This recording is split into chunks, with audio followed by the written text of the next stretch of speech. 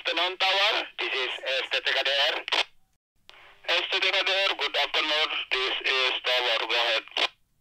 STTKDR, Boeing 737. Position, Hangar 1. Request, start engine. Roger, STTKDR, clear to start engine.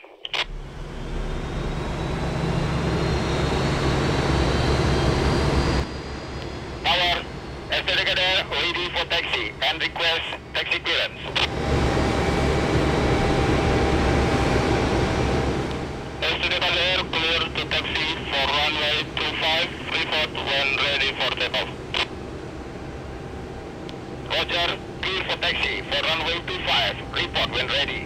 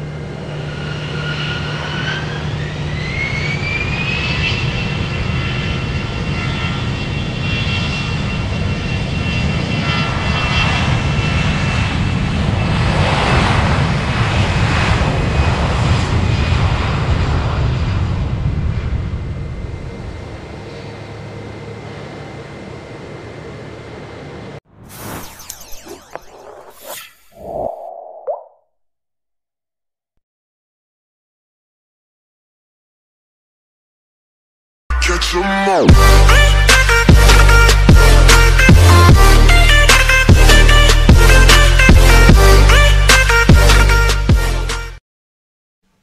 Assalamualaikum warahmatullahi wabarakatuh. Salam sejahtera untuk kita semua. Salam Dirgantara. Kali ini kita akan berbincang-bincang mengenai program studi Diploma 1 Flight Attendant atau Pramugara-Pramugari yang akan dihadiri oleh Kaprodi dari Diploma 1 Pramugara-Pramugari. Ingin tahu lebih lanjut tentang profilnya? Mari kita saksikan.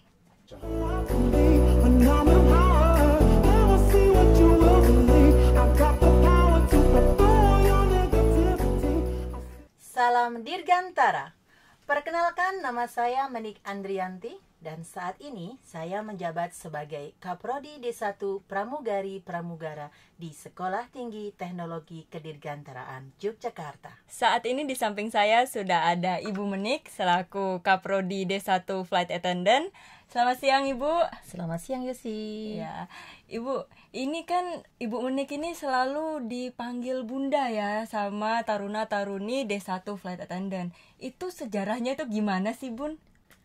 Nah, itu sebenarnya pertanyaan banyak orang di luar sana. Kenapa kok mereka menyebut saya sebagai Bunda? Nah, kalau kalian tahu bahwa yang sekolah di STTKD itu tidak hanya dari Jawa saja, tapi dari seluruh Indonesia, baik itu dari Jawa, Sumatera, atau mungkin Kalimantan.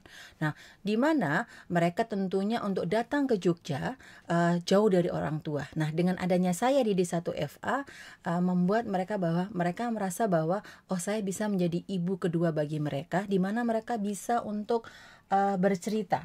Atau mungkin kalau seandainya ada keluh kesah, baik itu dalam hal pembelajaran atau mungkin ada masalah-masalah pribadi, mereka bisa curhat langsung ke saya karena mereka sudah menganggap saya adalah ibu kedua dari mereka. Karena apa Yosi?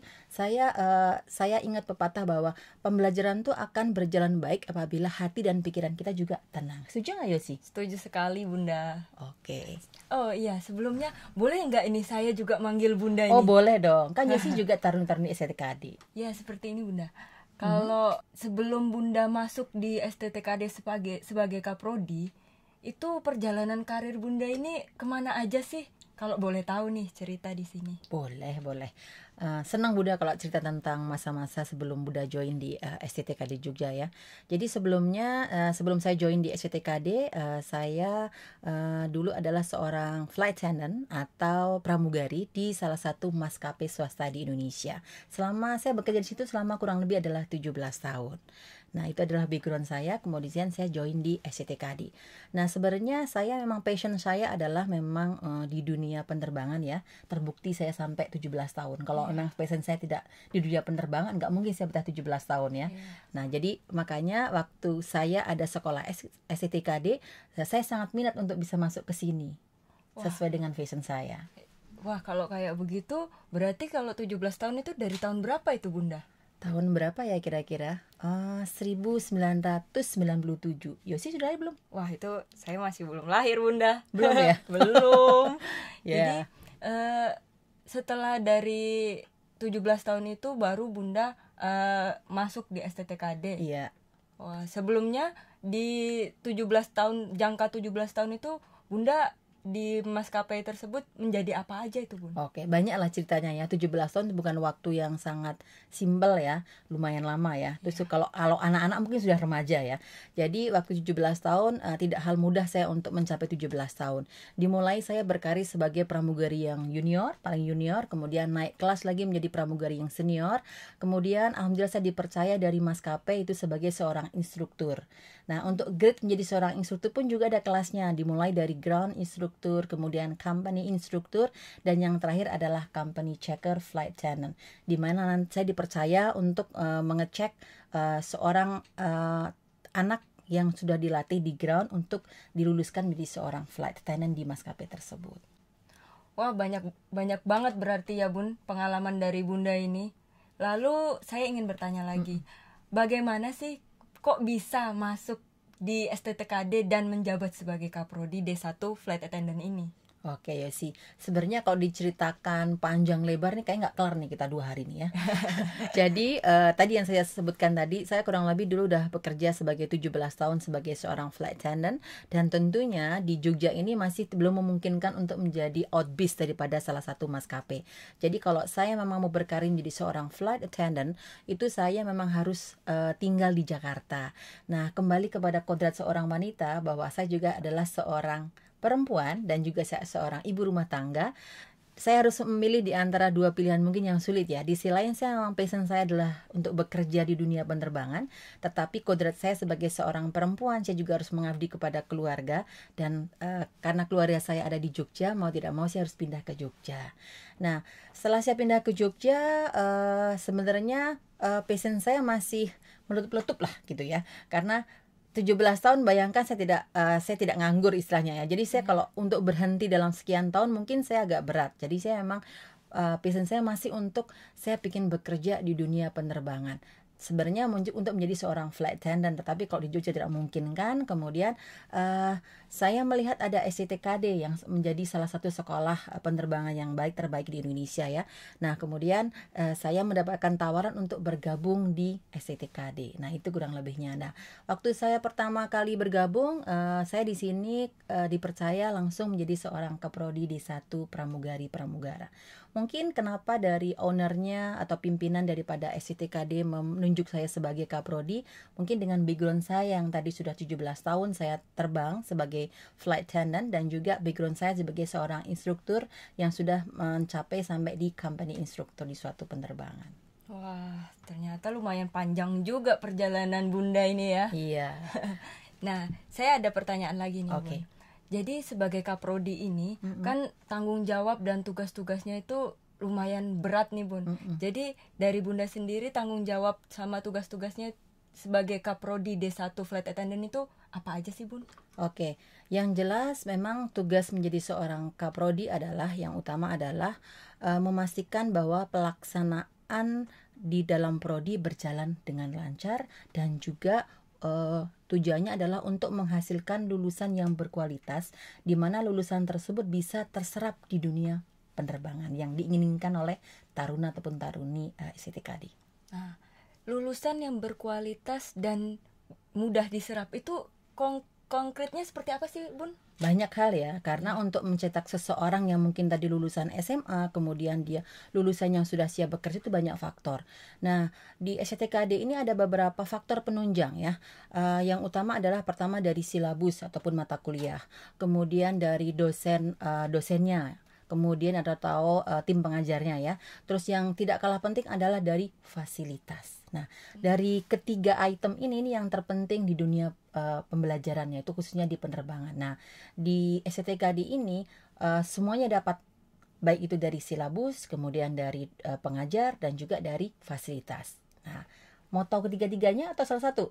Oh, boleh ketiga-tiganya, Bun. Oke, ini saya jabarkan sekalian ya. Jadi yang pertama tadi mengenai silabus ataupun mata kuliah. Nah, untuk mata kuliah yang ada di D1 Pramugari ini, itu kami pasti akan mengacu kepada materi yang ada di dunia penerbangan, yang mana itu diatur di dalam CASR. Pernah dengar CASR ya? Ya, pernah, Bun, Oke, jadi pasti. CASR atau peraturan keselamatan penerbangan ya.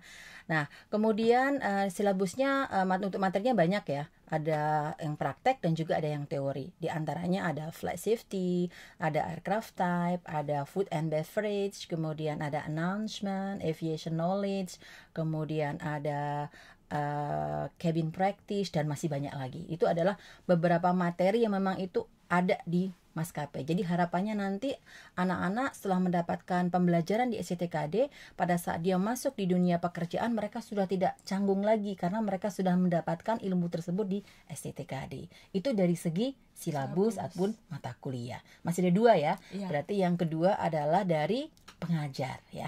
Untuk pengajar di STTKD karena kita adalah di bawah Kemendikbud, jadi tentunya ada dosennya terbagi menjadi 2, yaitu dosen akademisi dan juga dosen praktisi. Nah, untuk dosen akademisi pasti dong standarnya tentunya yang S2 di mana sesuai atau linear dengan bidangnya gitu ya. Kemudian untuk dosen praktisi mungkin Yosi tahu di luar sana banyak seorang pramugari atau mungkin pramugara yang mungkin mulai ngajar di sekolah-sekolah pramugari gitu ya. Nah, tetapi belum tentu bahwa mereka yang mengajar itu adalah dulunya adalah seorang instruktur di company tersebut. Nah, untuk di STTKD itu tidak sembarang untuk memilih dosen praktisi karena mereka akan dilihat sebelum maskapai tersebut sebelumnya dia pernah menjabat sebagai instruktur tidak di maskapai tersebut. Nah, karena apa? Instruktur ini diakui oleh maskapainya dan prosesnya nggak mudah. Bahkan nanti ada pengecekan langsung dari Departemen Perhubungan. Nah, jadi kalau di sini nih selalu, jadi nggak mungkin kita akan mengambil dari yang sembarangan. Nah, itu untuk pengajarnya. Kemudian yang ketiga tadi adalah untuk fasilitas. Nah, kalau untuk fasilitas nggak usah ditanya. Nah, mungkin kalau Yosi sering lihat-lihat ya, mungkin semua pendengar atau mungkin penonton di sana yang melihat di YouTube atau mungkin di websitenya STTKD sudah banyak melihat. Karena kita di penerbangan, otomatis kita banyak pesawat yang standby di dalam kampus. Benar Nah, sekali. sekarang yang kita lagi berdiri nih, lagi duduk ya, kita lagi duduk nih. Ini adalah salah satu contoh pesawat Boeing 737 seri 200. Nah, ini pesawat ini tuh biasanya dipakai anak-anak untuk praktek. Nah, banyak untuk praktek announcement, untuk service dan lain-lainnya. Nah, ini hanya untuk pesawat, belum lagi yang lainnya. Ada untuk alat untuk meluncur, ada kolam renangnya gitu ya. Jadi sangat lengkap. Wah, pantas saja ini ya, adik-adik rekan-rekan. D1 Flight Attendant ini adalah ikonik dari STTKD karena ya seperti ini yang sudah dijabarkan dari Bunda Menik sendiri. Yes. Nah, ini Bun, saya ada pertanyaan lagi. Oke. STTKD ini kan berdirinya pada tahun 1995. Nah, untuk prodi D1 Flight Attendant sendiri itu berdirinya sejak kapan sih, Bun? Oke, jadi tadi tahun 95 ya. Jadi untuk Prodi D1 Pramugari itu berdiri tahun 1998. Nah, alhamdulillah sampai sekarang D1FA sudah mendapatkan akreditasi B dari BAN PT. Wah, Lama ya? lama banget, Oke. Bun. Makanya karena kami sudah istilahnya sudah tua nih ya, kalau anak tuh mungkin sudah remaja, sudah matang gitu ya. Nah, saya punya pesan buat orang-orang yang di luar sana atau rekan-rekan yang di luar sana, di Indonesia tuh memungkinkan muncul beberapa sekolah pramugari atau mungkin sekolah tentang penerbangan. Nah, tapi rekan-rekan semua harus cermat untuk memilih. Karena apa? Nah, kenapa kok menjamur gitu ya? Kenapa kok menjamur? Karena kalau kalian lihat letak daripada geografis Indonesia itu sangat memungkinkan untuk adanya bandara-bandara di setiap pulau di Indonesia. Apalagi sekarang pemerintah Indonesia sekarang sedang menggalakkan bandara yang tadinya kecil dibangun semakin besar. Dulu bandara yang belum ada, sekarang jadi ada. Nah, dengan adanya bandara di setiap kota, otomatis penerbangan pun juga akan semakin banyak. Benar nggak Yosi? Benar Nah, sekali. penerbangan semakin banyak, tentunya juga membutuhkan SDM, baik itu petugas ground ataupun mungkin sebagai seorang kru. Nah, dengan adanya ini makanya banyak sekolah menjamur sekarang di Indonesia, dari di Jawa sampai mungkin di luar Jawa. Karena apa? Mereka melihat prospek ke depannya, prospek untuk bekerja ke depannya. Nah, tapi ingat, untuk memilih sekolah pramugari atau sekolah penerbangan, semua tuh harus cermat. Kenapa harus cermat? Banyak sekolah di luar sana yang memang dari mulai silabus, pengajarnya, dan juga fasilitas yang memang mereka tidak sesuai. Contohnya apa? Mungkin materinya tidak berdasarkan dengan sesuai yang ada di maskapai. Pengajarnya tidak sesuai juga dengan yang ada di maskapai, tadi saya sampaikan ya. Mungkin dia tidak instruktur, kemudian mungkin tidak dia lulus, kalau akademisi lulus S2 gitu ya. Dan yang utama adalah fasilitas. Karena apa? Sepintar-pintarnya mungkin pada saat pembelajaran itu adalah mungkin menggunakan media yang lainnya, mungkin media video gitu ya. Tapi kita sebagai seorang siswa itu pasti akan lebih paham apabila kita akan praktek sendiri. Nih di pesawat ini, di sini ada pintu ataupun jendela pesawat. Itu anak-anak bisa langsung praktek di sekolah sini. Jadi kalau video itu kan kita nggak bisa pegang bentuknya gitu ya. Benar. Cara buka pintu, cara buka jendela gitu nggak bisa ya. Nah di sini kita bisa praktek dan kami ajarkan dari mereka tuh tidak bisa sampai mereka bisa untuk membuka pintu. Karena apa? Kenapa kok saya tekankan pintu? Karena apa? Tugas utama seorang flight attendant adalah di hal safety. Nah, tentunya safety ini adalah di mana nanti dia akan bertugas menyelamatkan penumpang jika kita mengalami kecelakaan. Coba bayangkan Yosi, jika terjadi kecelakaan, kemudian pramugarinya nggak ngerti cara bukanya, apa yang terjadi? Wah, itu sangat fatal lah. Nah, Bunda. makanya jadi seorang sekolah di sini harus paham dia cara buka pintu. Makanya kalau dia tidak paham, benar-benar dia harus paham. Biar lebih paham, makanya dia harus real lihat pesawatnya, lihat pintunya. Oh, ini nih cara bukanya. Nah, gitu kurang lebihnya. Jadi, tadi pesan saya, jangan salah pilih sekolah penerbangan. Nah, segera datang ke STKD. Boleh cek dulu ke sini, bener nggak sih pesawatnya? Ada nggak sih? Nah, nanti jangan lupa ketemu dengan saya, Menik dari Prodi D1 Pramugari. Ada pertanyaan baru lagi nih, Bun. Oke. Jadi untuk mata kuliah praktek apa saja sih yang wajib diambil oleh taruna-taruni yang di Prodi D1 Flight Attendant, Bun? Oke, pertanyaan bagus ya. Mungkin itu juga pertanyaan banyak rekan-rekan yang di luar sana gitu ya. Nanti kalau saya sekolah di STKD itu, nanti saya akan mendapatkan materi apa saja gitu ya. Yang jelas untuk di D1 Pramugari ini kurang lebih adalah ditempuh dalam waktu 2 semester ya. Di dalam 2 semester itu nanti total SKS-nya adalah 48 SKS. Nah, di situ ada materi praktek dan juga ada mata kuliah teori. Nah, untuk mata kuliah praktek yang wajib dan harus diambil adalah antara lain ada flight safety, kemudian ada aircraft type, kemudian ada jungle survival, kemudian ada ticketing, kemudian ada juga bahasa Inggris dan yang lainnya ya. Itu yang wajib diambil. Nah, pernah dengar mata kuliah yang saya sebutkan? Ya, pernah, Bu. Pernah dengar ya? Pernah. Oke. Mungkin saya tidak tahu apakah di luar sana ada mata kuliah yang mungkin ada di STKD gitu ya. Karena apa? Mata kuliah yang di STKD ini adalah mata kuliah yang kita memang refernya adalah materi-materi yang akan diajarkan oleh maskapai. Jadi kita selalu update untuk silabus ataupun materinya. Jadi anak-anak nanti akan mendapatkan materi yang memang sesuai dengan di dunia penerbangan saat ini. Wah, ternyata lumayan banyak ya materi-materi praktek yang harus diambil oleh taruna-taruni program studi D1 Flight Attendant ini. Tadi saya juga sempat mendengar Bunda mengatakan bahwa ada mata kuliah announcement, jungle, dan yang lain-lain. Wah, boleh dong Bun, sedikit lah announcement nih. Saya pengen dengar dan teman-teman di rumah juga pada mau tahu kan gimana sih cara announce yang benar. Oke. Saya coba ya, karena mungkin saya sudah lama nggak terbang ya. Untuk announcement ini adalah memang seorang Eva harus wajib bisa announcement ya. Dan ada beberapa announcement yang memang kita harus hafal karena announcement tersebut biasanya contoh kayak announcement bad weather itu memang kita mungkin terjadi pada saat kita lagi surfing dan lain sebagainya. Jadi kita langsung harus mengambil waktu atau mungkin mengambil PO untuk announcement. Oke, saya akan mencoba untuk announcement bad weather ya. Para penumpang kami yang terhormat, kita sedang terbang dalam keadaan cuaca yang kurang baik. kami persilakan Anda untuk kembali ke tempat duduk dan mengenakan sabuk pengaman. Terima kasih. Ladies and gentlemen, we are flying in turbulence weather. Please return to your seat and fasten seatbelt. Thank you. Wah, Bunda ini masih melekat sekali ya. Pramugarinya ini masih cocok lah jadi gitu ya? pramugari. Oke Bun, untuk announcement sendiri saya udah ada gambaran nih. Oke. Tapi tadi saya malah ada pertanyaan lagi mengenai Bunda bilang ada materi jungle survival. Itu seperti apa ya Bun ya? Soalnya kan saya bukan dari D1 flight attendant nih. Jadi saya belum tahu nih. Oke, jadi mungkin saya akan jelaskan sedikit ya.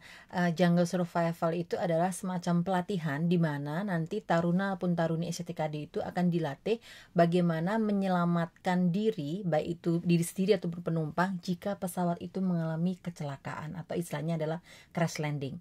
Nah, untuk kecelakaan ini yang kalian tahu kan ada dua ya. Ada kecelakaan bisa terjadi di daratan dan juga kecelakaan yang terjadi di lautan. Nah, jadi nanti di sini kami latih kurang lebih adalah 2 hari. Ada sea atau jungle sea atau water survival, kemudian ada yang jungle survival. Jadi kecelakaan yang terjadi di daratan atau kita sebutnya adalah jungle survival, atau kecelakaan yang terjadi di air atau kita nyebutnya adalah sea survival atau water survival. Nah, itu kurang lebihnya. Oh, seperti itu. Berarti di situ banyak pengajaran-pengajaran gitu. Seperti apa ya? Saya pernah lihat itu videonya di YouTube STTKD juga.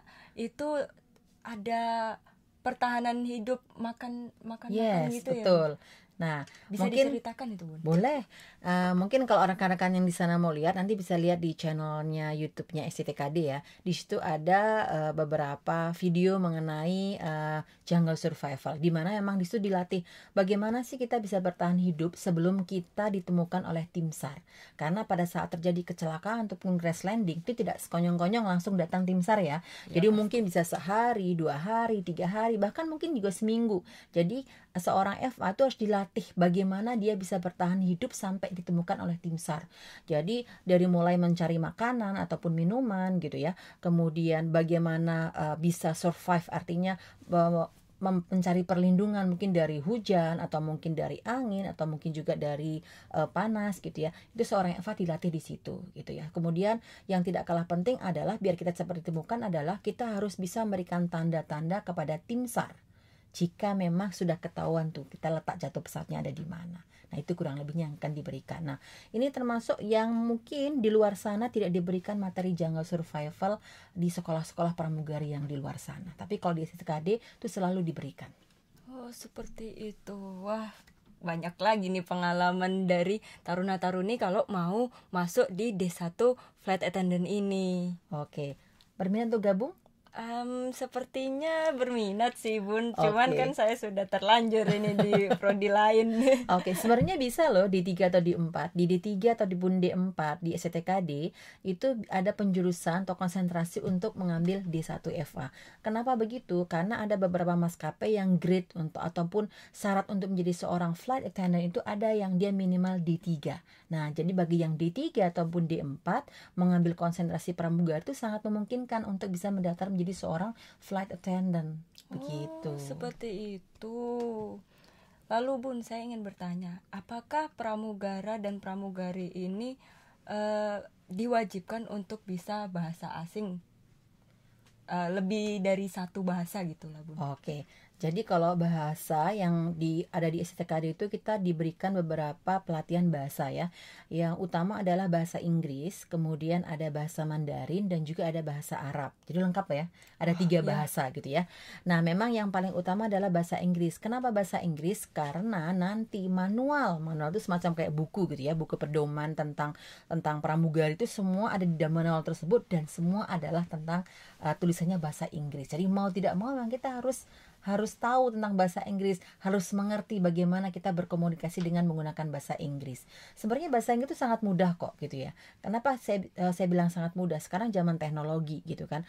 Mungkin rekan-rekan di luar sana handphone sudah canggih ya. Nah, itu bisa kok lihat di YouTube atau mungkin video yang menggunakan bahasa Inggris untuk belajar. Kenapa?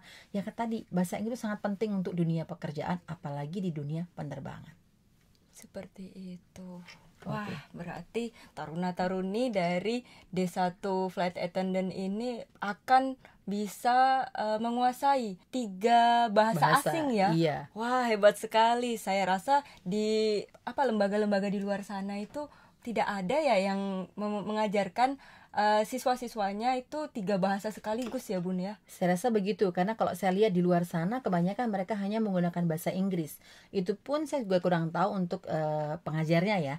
Tapi kalau yang di sini tentunya tadi saya sampaikan bahwa untuk pengajarnya yang dari akademisi, di mana dia linear dengan bidangnya atau searah dengan bidangnya gitu. Jadi ada pertanyaan baru lagi nih Bun. Oke. Ini pertanyaan yang paling sering ditanyakan oleh adik-adik atau rekan-rekan di luar sana, yaitu apakah menjadi seorang pramugara-pramugari itu harus yang cantik dan ganteng, harus yang tinggi atau yang yang Putih, istilahnya ya? putih seperti itu. Apakah itu seperti itu sih Bun?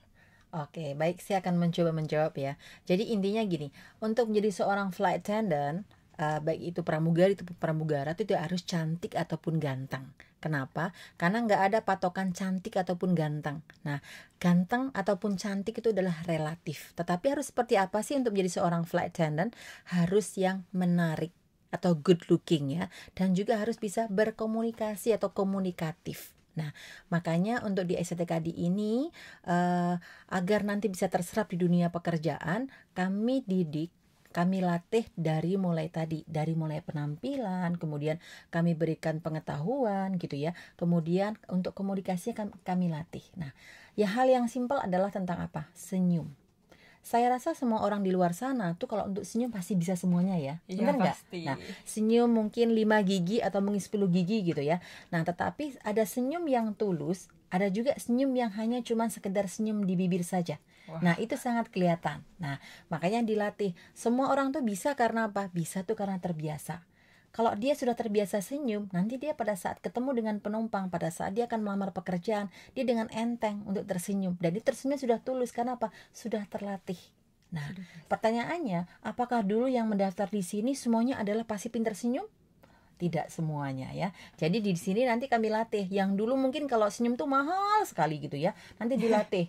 Nah, dilatih nanti latihnya dengan siapa? Ketemu dengan rekan kerja gitu ya. Dengan dosennya, dengan pengajarnya. Lama-lama jadi terbiasa. Kalau tidak senyum kayaknya ngerasanya kayak gimana gitu. Nah, itu kurang lebihnya ya. Oh, seperti itu. Pertanyaan lagi nih Bun. Jadi anak-anak yang baru mau mendaftar nih, adik-adik di luar sana itu banyak yang bertanya mau masuk pramugari tapi tinggi saya segini. Jadi saya tanyakan nih, kriteria untuk menjadi pramugara dan pramugari itu seperti apa sih? Oke, jadi tadi sudah dijelaskan yang pertama ya. Ingat bahwa untuk menjadi seorang flight attendant, baik itu pramugari ataupun pramugara, tidak harus ganteng dan juga tidak harus cantik. Pertama, yang kedua adalah tinggi badan. Untuk tinggi badan ini pada umumnya itu adalah untuk pramugari adalah 160 cm dan untuk pramugara adalah 170 cm. Kemudian yang ketiga adalah untuk tidak ada luka yang kelihatan ya, tidak ada luka yang kelihatan atau luka yang membekas gitu ya, mungkin di area tangan atau di area kaki. Kemudian yang keempat adalah mata, tidak boleh minus gitu ya. Kalau mungkin minusnya cuma setengah, 1 itu masih bisa. Tapi kalau mungkin sudah menggunakan kacamata tebal itu tidak bisa ya. Mungkin harus dilasik dulu gitu ya. Kemudian untuk gigi juga apakah giginya harus yang rapi, harus yang bagus? Yang jelas dia harus rapi. Boleh nggak sih kalau giginya itu berlubang? Boleh, selama pada saat akan mendaftar ditambal dulu. Nah, karena kan nanti bisa konsul ke dokter gigi ya. Kemudian hal yang lainnya yang jelas penampilan. Ya, penampilan tadi yang saya bilang harus good looking. Nah, bagaimana caranya biar good looking? Daftar saja ke STKD. Nanti kami ajarkan bagaimana caranya agar berpenampilan menarik ya. Itu kurang lebihnya. Wah, terima kasih nih Bun untuk penjelasan mengenai kriteria. Jadi bagi adik-adik atau rekan-rekan yang di luar sana mau mendaftar di D1 Flight Attendant, boleh langsung mempersiapkan diri seperti yang tadi dijelaskan oleh Bunda Menik ini. Seperti itu. Nah ini Bun, kalau di prodi-prodi yang lain ini untuk menyelesaikan tugas akhirnya itu ya, itu ada PKL. Nah untuk prodi D1 Flight Attendant ini apakah juga ada PKL Bun? Oke, pertanyaan bagus ya. Jadi PKL ini merupakan salah satu mata kuliah yang ada di D1 Pramugari ya, dan juga wajib diambil. oleh taruna ataupun taruni STTKD di 1FA. Nah, nanti untuk penempatan tempat PKL dari STTKD itu ada divisi PKL, di mana divisi PKL ini sudah bekerja sama dengan maskapai di Indonesia ataupun mungkin pihak di ground handling gitu ya. Nanti mereka akan menempatkan taruna ataupun taruni tersebut di daerah yang mereka tunjuk atau mereka pilih gitu ya. Nah, khusus untuk D1 pramugari ini memang kita untuk PKL-nya tidak bisa untuk di dalam pesawat. Kenapa tidak bisa? Karena untuk masuk di dalam pesawat tentunya ada beberapa regulasi ya. Jadi untuk PKL-nya D1 pramugari itu nanti PKL-nya ada di area bandara. Nah, dimulai bisa di check-in counter atau mungkin di boarding gate atau mungkin di kedatangan. Nah, dengan adanya PKL di daerah di area bandara tersebut memungkinkan seorang calon pramugari ini untuk mengetahui bagaimana sih karakter penumpang, masalah yang timbul sebelum penumpang tersebut untuk masuk ke dalam kabin pesawat. Jadi sudah tahu kurang lebihnya untuk menangani penumpang tersebut. Ini lagi Bun, jadi dari tadi setelah PKL dan mengurus tugas akhir nih, jadi pasti banyak pertanyaan mengenai prospek kerja dan juga lulusan dari D1 Flight Attendant ini apakah sudah banyak yang bekerja Bun? Oke, jadi mungkin ini yang ditunggu-tunggu ya kalau mau daftar di STTKD ya, khususnya di D1 pramugari gitu ya. Jadi tadi yang saya jelaskan, untuk datang ke sini kami ada pelatihan, yaitu kami latih untuk pengetahuannya, kemudian untuk bagaimana mereka berkomunikasi gitu ya, bagaimana kita memantau untuk penampilan. Nah, ini adalah salah satu modal mereka untuk bisa mencapai ke dunia pekerjaan. Dan alhamdulillah setiap tahunnya sebelum anak-anak lulus itu mereka sudah pasti terserap di dunia pekerjaan di maskapai di Indonesia gitu ya. Jadi alhamdulillah hasil kerja kami di Prodi itu sangat bangga kalau mereka belum lulus sudah keterima dan itu sudah bisa mengantarkan cita-cita anak-anak untuk menjadi seorang flight attendant.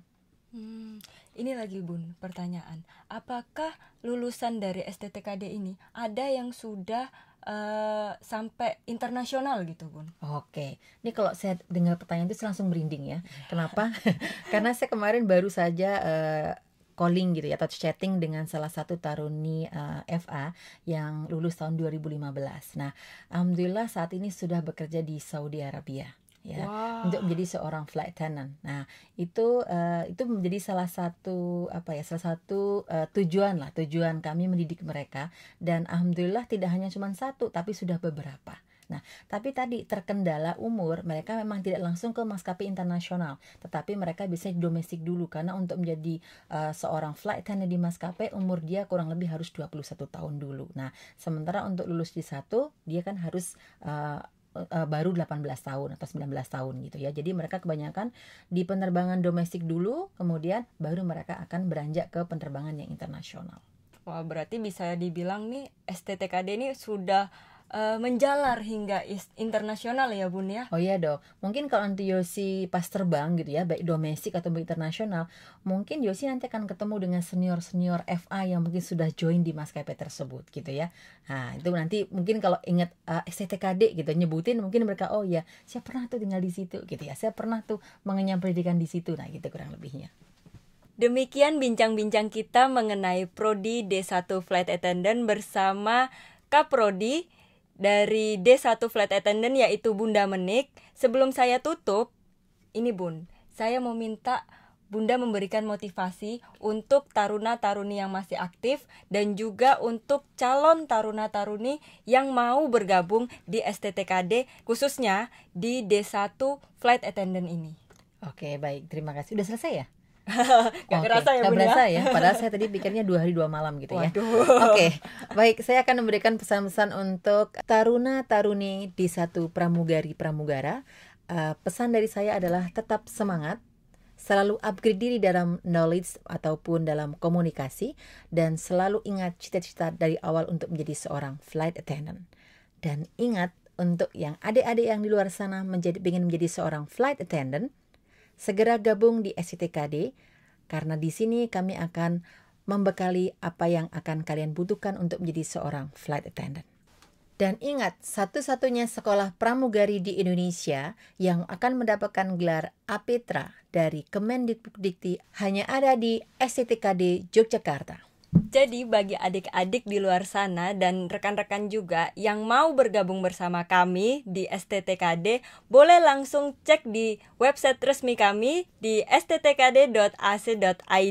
Atau jika ada pertanyaan-pertanyaan lagi yang belum terjawab, boleh ditulis di kolom komentar di bawah, nanti akan kita jawab bersama.